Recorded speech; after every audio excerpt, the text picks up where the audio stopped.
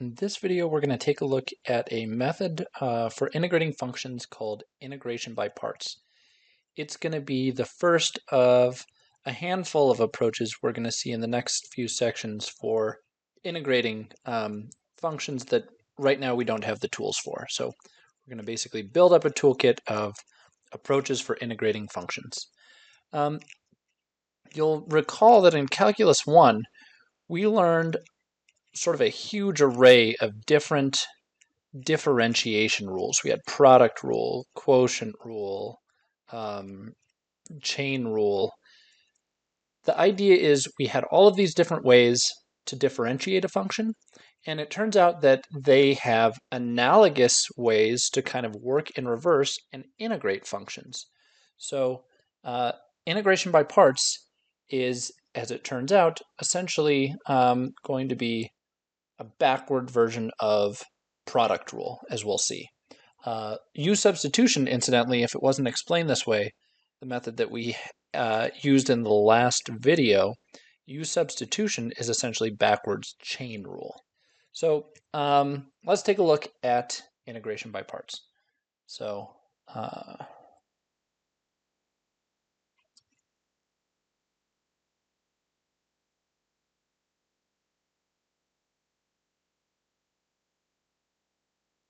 each differentiation approach, or each differentiation rule, I should say, has an analogous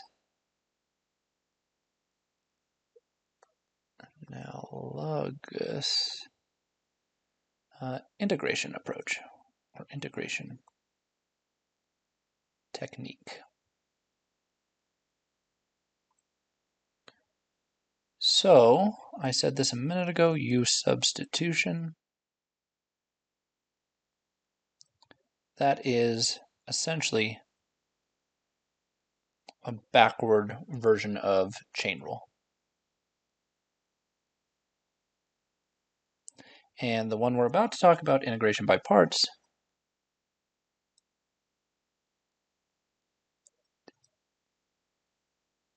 is backward product rule.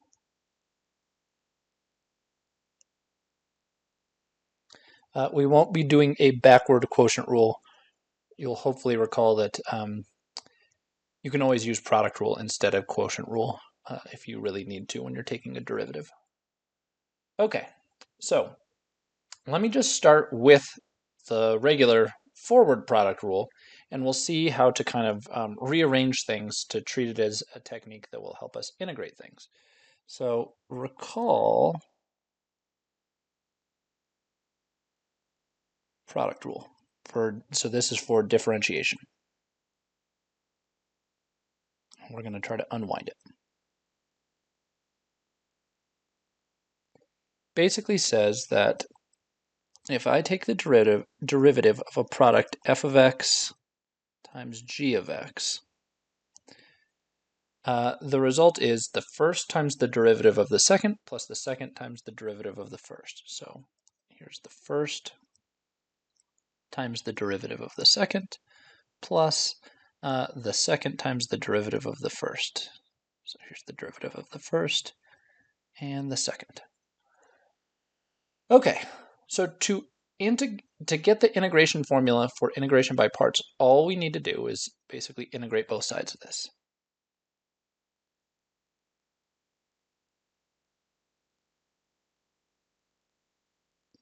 And we'll see what happens. So if we integrate both sides, on the left, I'll have the integral of the derivative of f of x times g of x dx. And on the right side, I'm going to split those up into two separate pieces. So the integral of f of x g prime of x dx plus separately the integral of the f prime of x g of x dx part. The integral here on the left is easy to deal with. This is basically, if you look back, I know it's been a long time for many of us, but if you look back, This is basically one of the statements of the fundamental theorem of calculus. It basically says if you take the integral of a derivative, they essentially undo each other. So the result of this integral on the left is just going to be the product f of x times g of x. So let me write that down. So we wind up on the left with just f of x, g of x. These two integrals on the right are a little bit trickier looking. So I'm just going to leave them for now as they're written, and then I'm going to rearrange a little bit more stuff. So let me just copy it for now.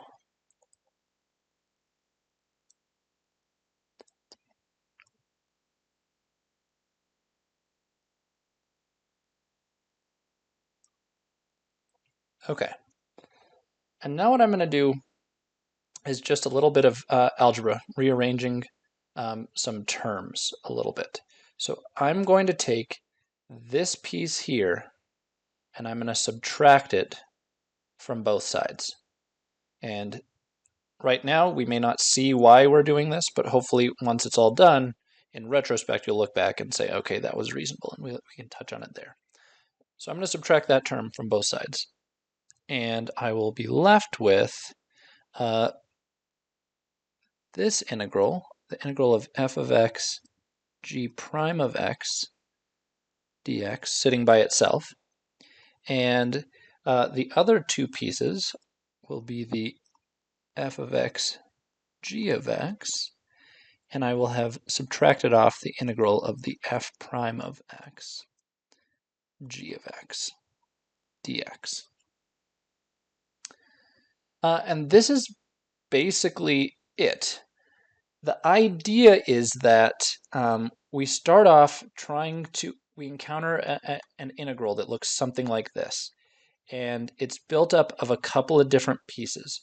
We try to identify some function that, if you look through the formula, we are going to need to be able to take the derivative of easily to execute our formula. So this f of x, if this is what I'm trying to find, just by rearranging these terms, the solution, an equivalent form of this that is hopefully easier to solve, involves the derivative f prime of x. The g of x, or sorry, the g prime of x over here on the left, if we look to this side, is going to involve g of x on the right-hand side. This piece needs to be something that can easily be integrated. And we'll see how this looks in just a minute. If you want to try to memorize a formula, you can do this, or oftentimes it's a little bit easier if instead of using f of x and g of x and f prime of x and g prime of x, often it's done using just the letters u and v. So it's common to see this written as follows.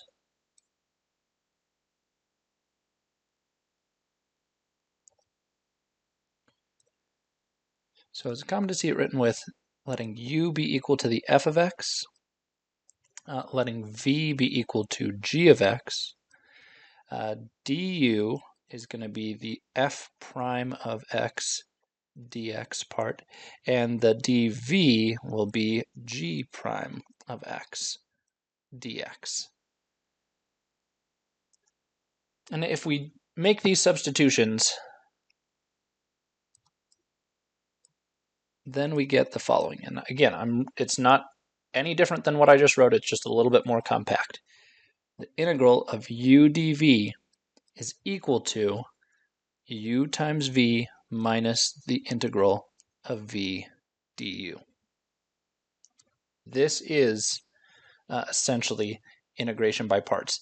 It's less of a formula and more of a technique, and we'll see how to apply it. We're just going to run through a bunch of examples after this. But essentially what we're looking for is, in this case, again, u and f are the same thing. dv is g prime of x dx, g prime of x dx, so this is u dv that we're integrating. F of x times g of x, that's just u times v. And then lastly, this piece over here, f prime of x, g of x dx. Well, the f prime of x and the dx give us the du portion, and the g of x is v, and that gives us this piece here. So that is the idea. It's not necessarily something that the formula is going to help you, you do need to keep this formula in mind, but it's so quick to derive just by doing product rule and moving one term over to a different side that it's relatively straightforward. What you're really going to need to get down is the process of actually using this. So let's go through a bunch of examples. So let's start with this one. I want to find this integral. I want to find the integral of x cosine of x dx. So this is the integral that I'm going for. So the big question when we encounter a problem like this is which part is going to be the u and which part is the dv. One of these parts needs to represent something that we are going to ultimately take the derivative of to get our solution. So like, for example, in the formula, you see we start with u, but to get our solution, we need to know what du is. So we're going to have to take the derivative to get du. The other piece, dv, to get our solution, we need v. And so we're going to have to integrate this portion. So if we look at this, typically the goal is to find one piece that's going to differentiate nicely and one piece that'll integrate nicely. Sometimes both of them will integrate and differentiate nicely. This is a case where both of these are pretty easy to find the integrals of. Both of them are pretty easy to find the derivatives of, so it doesn't really matter. However, in general, my recommendation is if you can, pick a piece to set to be the thing that you're going to take the derivative of, where the derivative kind of decays, where it gets simpler and simpler. So for example, if I were to take the derivative of cosine, and we would get negative sine, that's just as complicated as cosine. It hasn't really fundamentally changed. But if I take the derivative of x, I just get 1. We get a simpler derivative than the initial function. And so if you see something like that happening, pick whichever piece is going to become simpler as you differentiate. Pick that to be the piece that you differentiate. So that's why I'm going to choose that x is going to be my u. So I'm going to say I'm going to let u be equal to x, and I'm going to let my dv be equal to, in fact, we can do it, let me do it the way they lay it out in the book. So let u be equal to x and let dv be equal to cosine of x dx. So here's my integral of u dv. Integral of, this is what I'm calling u, the rest is what I'm calling dv. To get our solution, I need to know what du is. So to get du, I take du dx, which is equal to 1, which tells me that du is just going to be dx. And let me grab this piece and just move it a little further over. Give myself a little more space. For this one, we're going to want to integrate, essentially. So I want to integrate dv, which means I need to integrate the cosine of x dx, which would lead to, when I integrate the dv, I'll wind up with v. And when I integrate cosine, I'm going to get sine of x. So at a certain point, you'll be able to kind of skip this portion of them and do these simple ones in your head. If you want to do this in your head, that's totally fine. If I see that u is equal to x, I know that du is going to be dx, and I can skip this intermediate step. If I see that dv is equal to cosine of x dx, then I know that v is just going to be the integral of this, and I can skip straight to letting v be equal to the sine of x, and I can skip this intermediate step. You are welcome to do that as well, and it will start to get easier as you do more and more of these problems. That'll become more intuitive. But now I have what u is, what du is, what v is, and what dv is. I have all the pieces to fill in the right-hand side. So we get the following. We have that the integral of x cosine of x dx is going to be equal to u times v. So that's going to be x times sine of x, u times v. So it's x sine of x minus the integral of v du. So here's v, and here is du. So now I need to subtract off the integral of the sine of x dx. Du is just dx. So just to be totally clear, let me kind of underline each of these pieces. There's that, there's that, there's that, and let me pick another color over here. Here's this. These are all the pieces. Just show where each piece wound up, right? There's the v part that shows up, right? V and v. Here is our du portion. So du shows up over in this term. There's our du portion. Our dv portion is in the original phrasing of the question. So this part right here is the dv part, and here is u. It shows up here and here.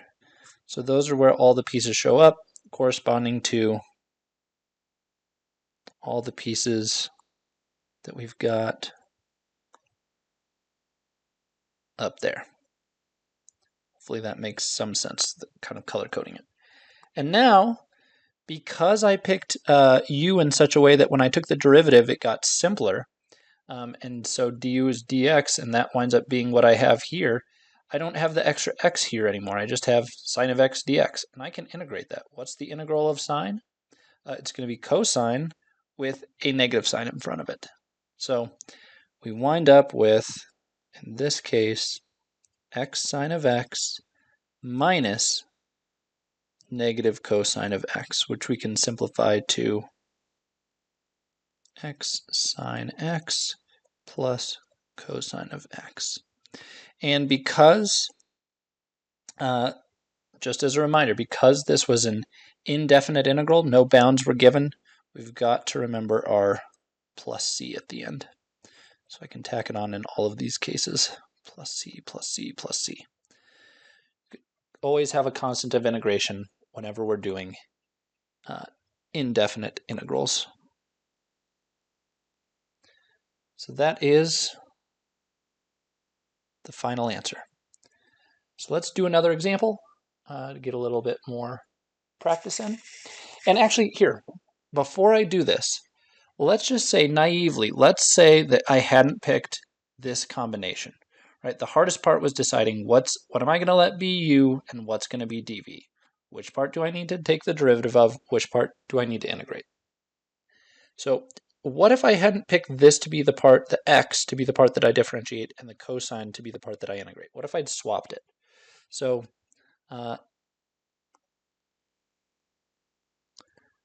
for the sake of discussion, what if I had wanted to find the integral of x cosine of x dx, and instead I'd let u be equal to cosine of x, and I let dv be equal to x dx. Good, so I switched the roles of which part got assigned to which is the part I'm going to integrate, which part's the part I'm going to differentiate. So what's going to be the derivative when I take the derivative and get du? What would I wind up with? Well, what's the derivative of cosine? It's going to be sine with a negative in front of it. And I'm going to have my dx. On the other hand, what happens when I integrate the dv? Well, I'll wind up with v. What do I get over here when I integrate? When I integrate x, I will get 1/2 x squared. And now we get the following. We get that the integral of x cosine of x dx is equal to, remember, it's going to be u times v, so the product of those two things, which is 1/2 x squared cosine of x minus the integral of v du, so the product of these two things. So a negative 1/2 x squared sine of x dx. And suddenly, we started with this. This is what we were trying to find. And we wound up with this integral that's even worse than what we started with. So this is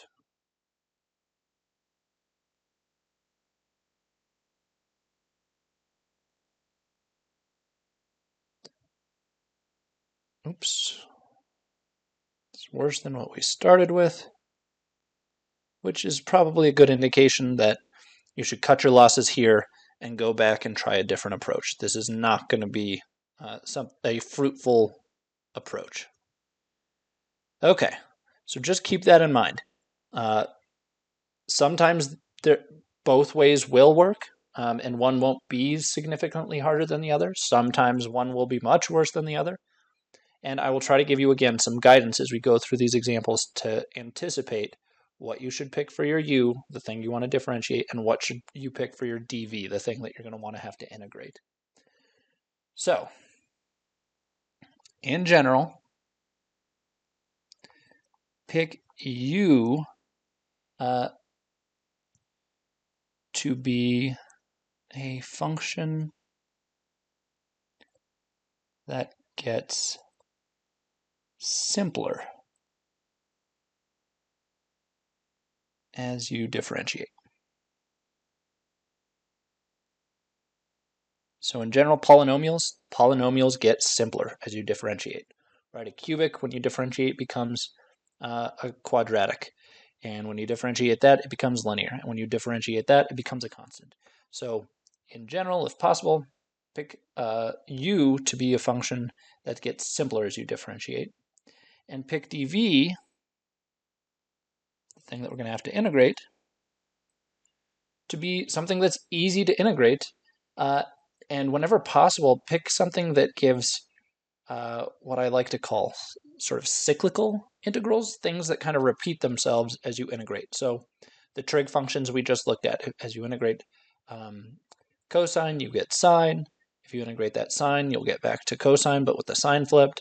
If you integrate that, you're back to sine again, but again with the sign flipped. Or things like exponentials. Right? The integral of e to the x is e to the x. The integral of that is e to the x. Something that repeats itself as you integrate. So pick dv to be a function that's easy to integrate, preferably something that will integrate cyclically, so to speak.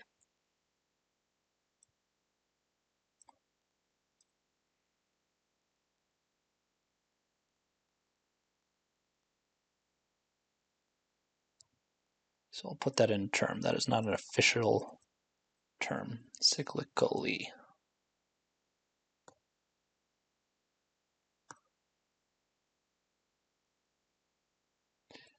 By which I mean sine of x, cosine of x, e to the x, stuff like that. Okay. So let's do an example and see if we can anticipate what we should pick. I want the integral from 1 to 2, so this one's a definite integral, of x log x dx. So, looking at these, this can be a little bit tricky. We need to figure out which should be u, which should be dv. We want to find one that differentiates easily, one that integrates easily. And so let's think about it. How could we do this? So right off the bat, I see that x is something that would differentiate really easily, right? The derivative of x is just 1.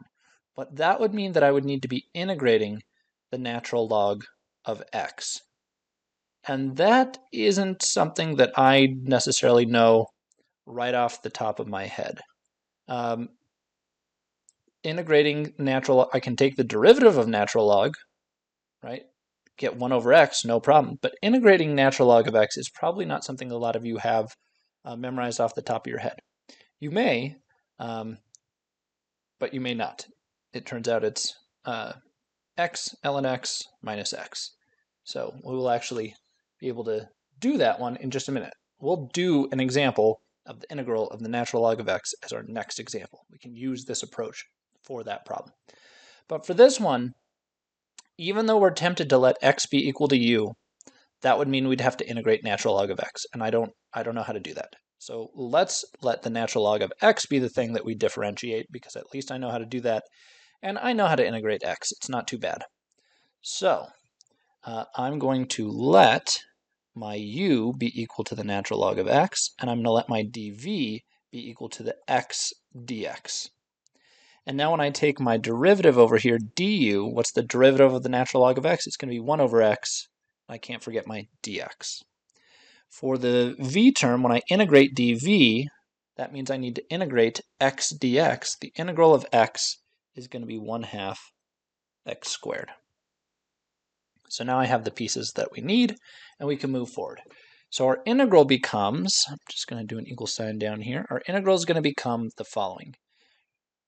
Remember, it's uv minus the integral of v du. So let me just sneak this in the side. The integral of u dv is equal to uv minus the integral of v du. Good. Okay. So here's our integral of our u times our dv, and the result is going to be uv, so this term times this term, so it's going to be 1/2 x squared ln x, and remember we've got to evaluate that between our bounds between 1 and 2, minus the integral, again still from 1 to 2, of v du, of this term times this term. And luckily this also gives us a little bit of simplification.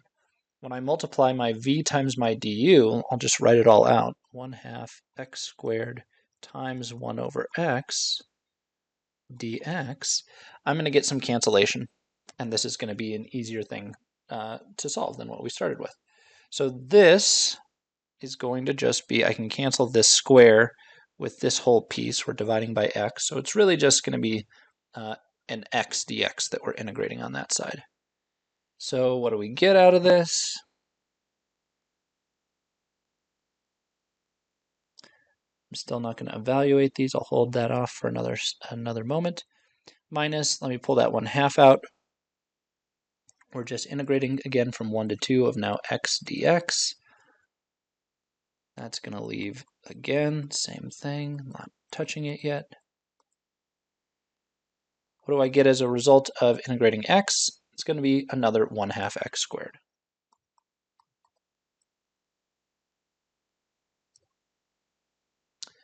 Okay, so now we have all the parts that we need. Now let's actually do our evaluations. Let's plug in our upper and lower bounds.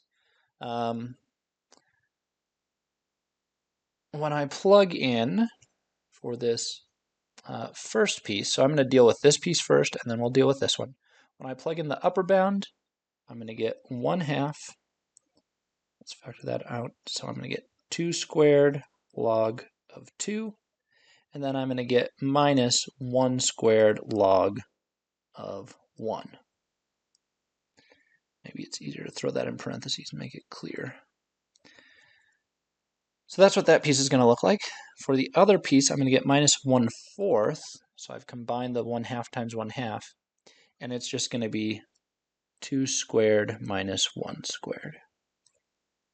So there's the pieces we get for this part on the right. So let's go through and simplify this a little bit. For the first part over here, this 1/2 will cancel with this 4 and leave me just a factor of 2 multiplying this natural log of 2. So I'm going to get 2 natural log of 2. For this part, the 1/2 that hits this part will make this into a negative 1/2, but we don't even care because what is the natural log of 1? It is 0. The natural log of 1 is 0. Remember, the graph of the natural log function is it's the inverse of an exponential, and it goes basically like that. Right there is the 1 that it crosses. So natural log of 1 is 0. Undo that picture. So I'm going to ignore this term. This whole piece right there is 0. And over here, I'm going to get 2 squared minus 1 squared. So 4 minus 1 is 3 times this quarter with a negative sign is going to be minus 3/4. And there is our result. So that is our answer. Let's do another example. I mentioned a minute ago that we can use this to figure out what the integral of natural log is. Let's do that now.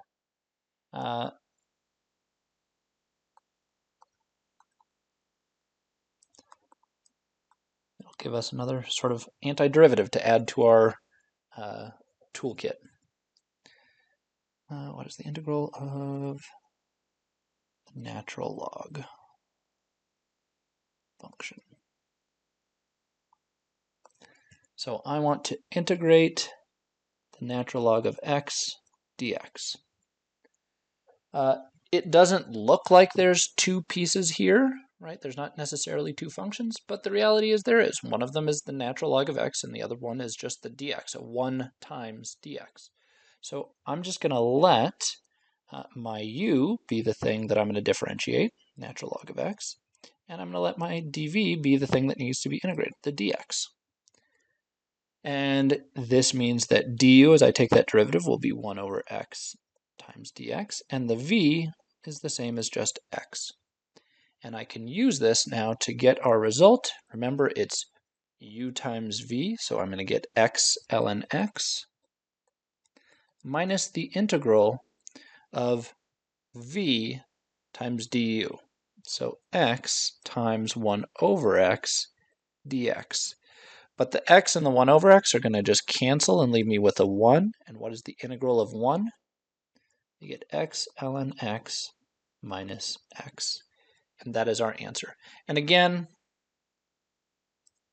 because it is an indefinite integral, I can't forget my plus c, my constant of integration.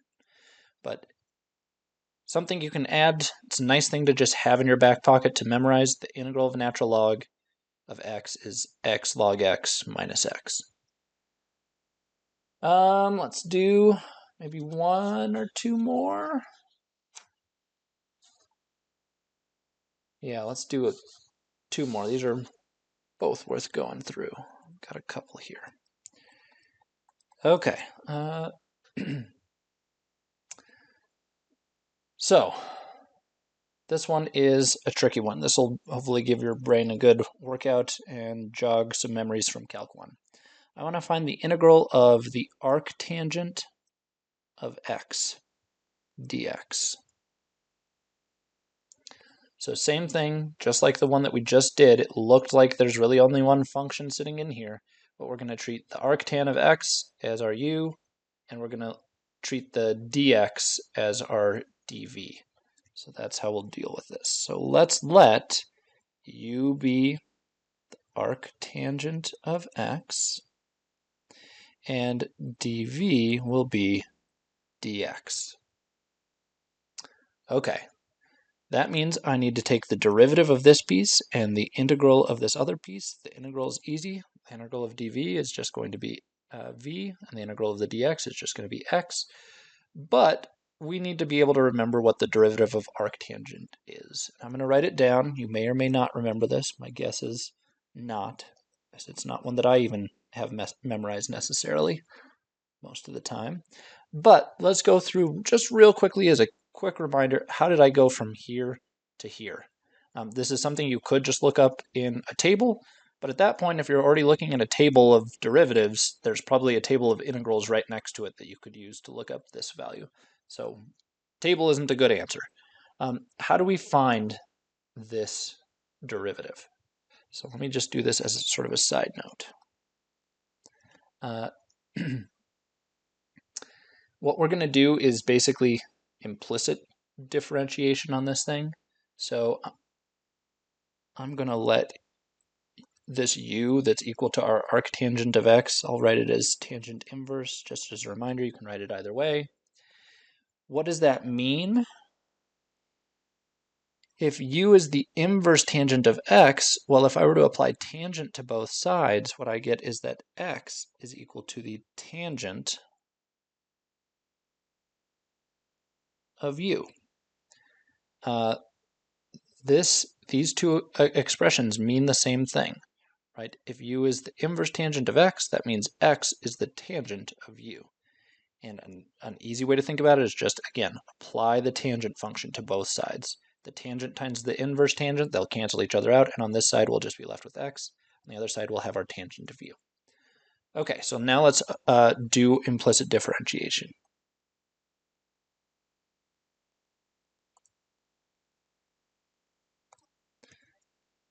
Okay, so I want to apply d dx.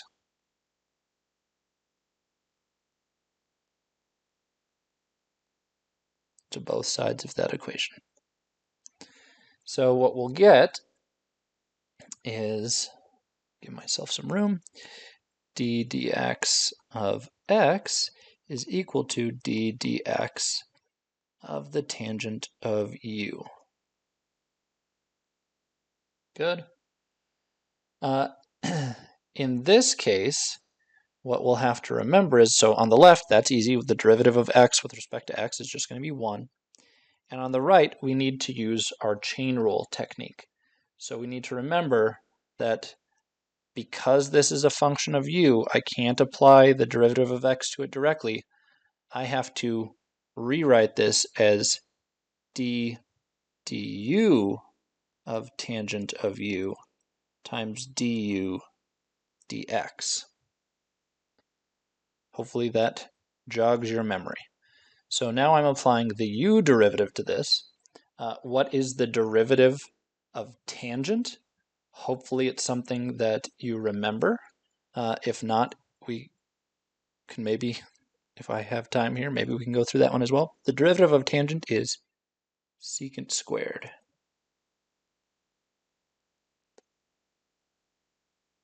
Okay. You can get this by simply writing tangent as sine over cosine and using quotient rule. So I won't go through that, but if you can't remember that the derivative of tangent is secant squared, just rewrite the tangent as sine over cosine and use quotient rule. And you'll wind up with something that can be simplified back to secant squared. Okay, so hopefully that's good enough to jog your memory. I'm going to rewrite a few little things here. I'm going to solve for the du dx, so I'm going to get it by itself on one side of this equation. So du dx is going to be equal to 1 over secant squared of u, divided by both sides by this secant squared term. If you remember the graph of the secant and cosecant functions, again, I'm asking a lot of you here. The secant one, you'll maybe hopefully recall, went with cosine. So if you graphed cosine real quickly, the secant function basically was 1 over that, and it shot off like this way, and then it shot off down this way, then it shot off back up this way, and we had asymptotes between each of these. And the idea, the reason I'm drawing this right now is I want you to notice that this part in red is the, is the actual graph of the secant. If you square it, all that would happen is everything would move to the positive side and they'd become even more kind of stretched out. But the point is, there's nowhere where secant or secant squared is ever equal to 0. And so I don't have to worry, I'm allowed to divide by this without having to worry about the possibility that I might have accidentally broken math by dividing by 0. So don't worry about that.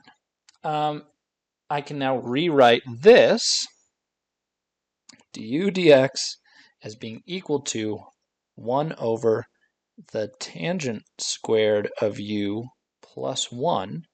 And where am I getting that? That comes from a Pythagorean identity from this bad boy. So if you'll remember, if I take, this is one you hopefully do remember, sine squared of u plus cosine squared of u. Sine squared plus cosine squared is always equal to 1, regardless of what the argument is. And now all I need to do is take both pieces of this and divide by, basically take the whole thing, all of it, and divide by cosine squared of u, cosine squared of u, cosine squared of u. This piece becomes tangent. So this is, again, a little aside within our aside. Asides, asides, and asides. So hopefully this makes sense. Sine squared plus cosine squared equals 1. All I'm doing here is dividing everything by cosine squared. And what we wind up with here, wherever this is defined at least, is that this is going to give me sine over cosine squared, which is tangent squared. Cosine squared over cosine squared is 1. And over here we get secant squared. So all I did was replace this secant squared with tangent squared plus 1. Tangent squared plus 1. So that's where that line came from. So we're doing a lot.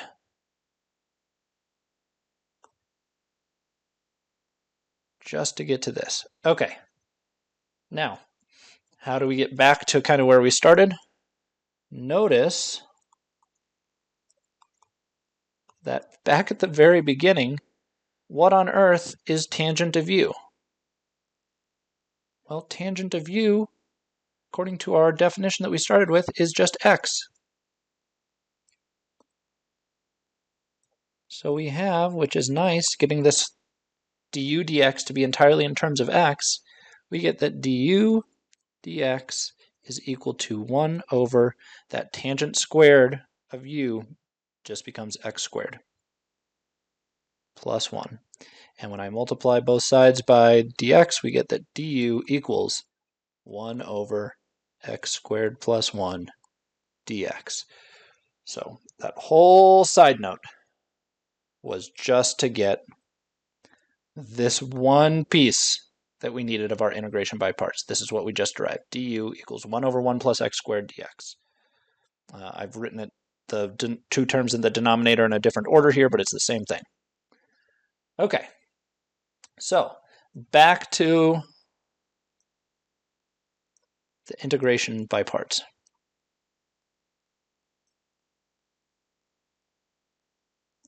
Which I can barely remember at this point, but let me just give us some room.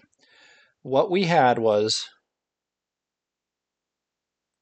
the following. So again, we were trying to integrate the inverse tangent of x dx, and we had let u be equal to the inverse tangent of x. We had dv equal to dx, which meant v was equal to x, and we just figured out, based on the work we just did, that du is going to be 1 over 1 plus x squared or x squared plus 1. Doesn't really matter, whichever order you want to write it in. X squared plus 1 dx. Okay, so this is what we already had, and we just went through all of that to justify this one piece of it. So, what is our result going to be?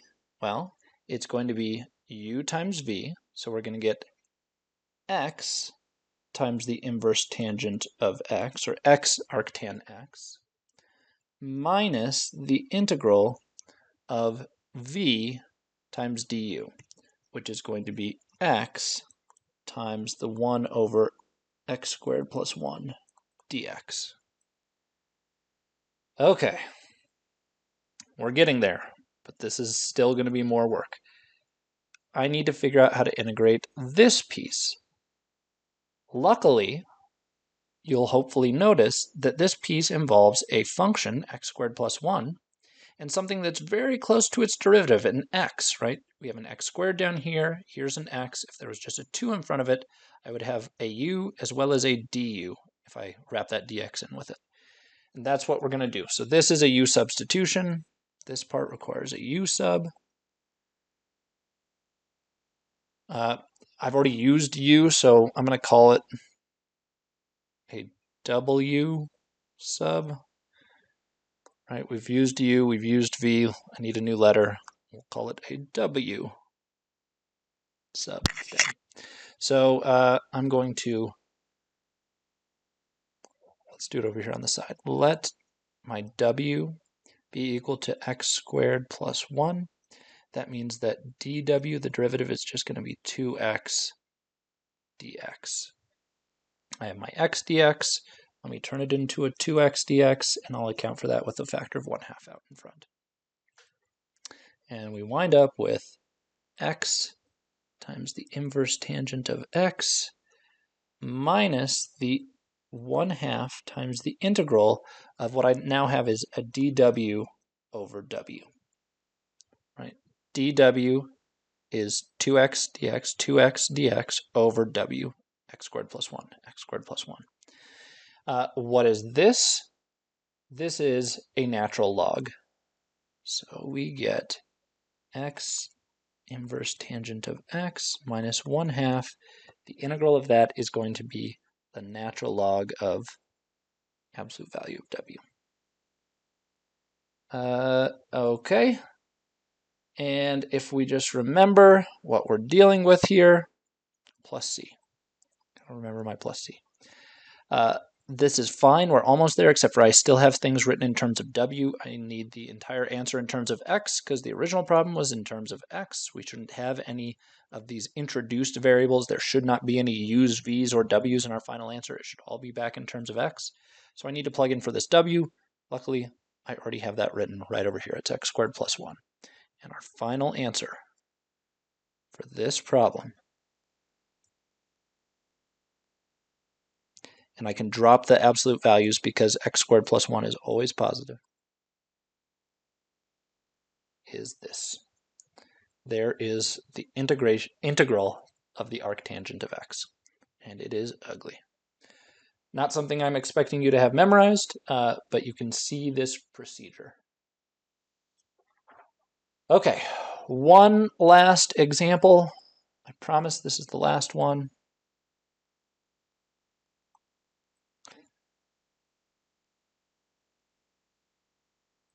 Let's say I want to find the integral of e to the x sine of x dx. So, which part do we pick for u, and which part do we pick for dv? Well, you'll notice both of these are easy to integrate, both of them are easy to differentiate, and in fact, both of them are cyclical, meaning regardless of which direction I go, if I integrate or differentiate, e to the x is just going to give me back e to the x, whether I integrate or differentiate. Sine of x is going to give me cosine, and then negative sine, and then cosine, negative cosine, and then back to sine as we differentiate, and basically the same pattern as we integrate. So both of these terms are cyclical. Both the integrals and derivatives are cyclical for both terms that we have in here, both of these parts. So that means we actually have some choices. We could go either way. I'm going to pick ours such that the e to the x is the part that I integrate because it's just slightly easier to integrate than sine, in my opinion. And I'll have the sine term be the part that we differentiate. So what that means is I'm going to let my u be the sine part that we differentiate, sine of x, and I'm going to let my dv be the e to the x dx part. That means v will be just e to the x when we integrate, and du, when I take the derivative, what's the derivative of sine? It's cosine. I can't forget my dx. And what we'll wind up with is that our original integral, let me write this out carefully, let me not skip any parts. Here's our original integral, e to the x sine of x dx is equal to u times v, so e to the x sine x,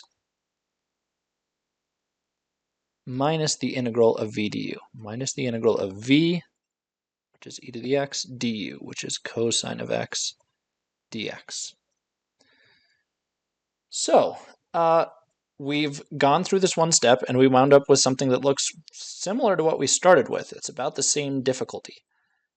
This doesn't mean we screwed up. This just means in these cases, when we have both of these cyclical terms, we need to keep going. So this is similar. It's not the same, right? It's a cosine instead of a sine, but it's similar to the start. Keep going. Okay, so I'm just going to focus on this one piece. So just this piece, I'm going to apply integration by parts again.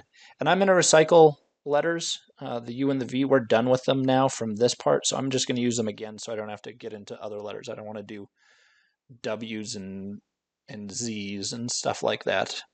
So I'm just going to recycle U and V again as placeholders for this. So I'm going to let, in this case, U and dV follow a similar pattern to the one we used up here. So U is going to be the trig function and dV will be the exponential. So dV is going to be the e to the x dx part, and the U, which was the sine one when we were dealing with this, is now going to be the cosine now that we're dealing with this one. So it's equal to cosine of x. Du, the derivative of cosine, is going to be a sine, but with a negative sign, dx, sine of x dx. There we go. So again, the derivative of sine is cosine. The derivative of cosine is negative sine. Over here, when we do our integration, we're just going to get back e to the x. And we wind up with our integral of e to the x sine of x, dx that we started with, is e to the x sine of x minus the result of this integral, which I'm going to put in big brackets here, and to find the integral of this, it's going to be the integration by parts with these pieces here. So it's going to be uv, so e to the x cosine x minus the integral of v du.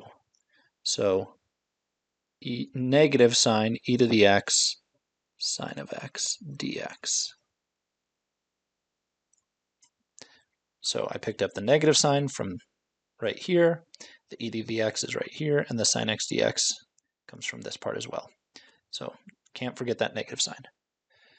And notice that this piece now matches this piece exactly. We are actually back. It's not similar to the start. Now it's the same as the start. And this doesn't mean, again, that we're lost. This means we actually have everything we need to get our answer. We just have to be clever and use some algebra to get it to work out the way that we want. So what I have is the following.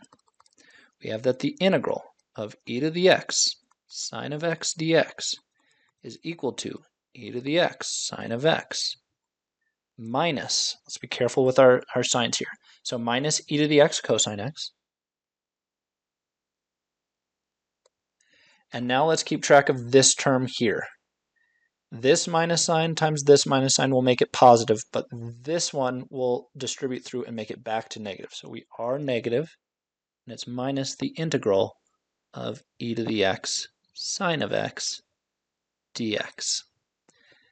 And notice this term now shows up in two places. Let's move that term all to one place. Let's move it to one side. So I'm going to add this integral to both sides.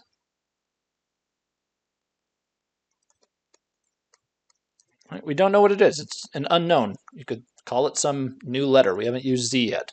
Call this integral z, and we're just adding z to both sides. And what we wind up with is over here, I have that integral plus itself. That just means I have 2 of that integral.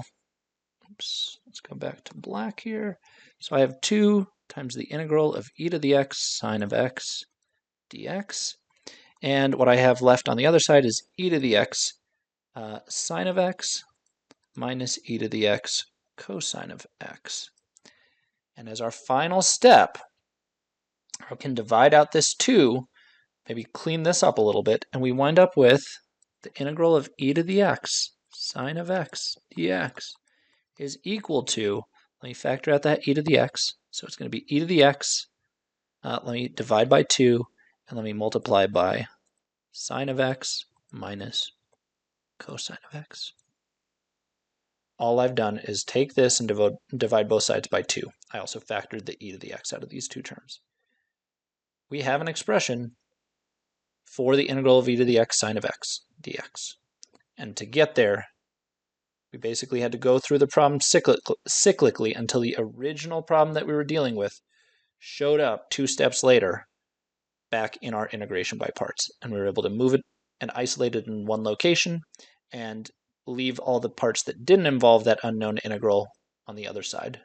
And we were able to successfully solve for it. So this is going to be a technique that will occur typically when you have this type of situation. You have cyclical things, cyclical terms occurring like this. So look out for this. You may encounter something similar to this in the future.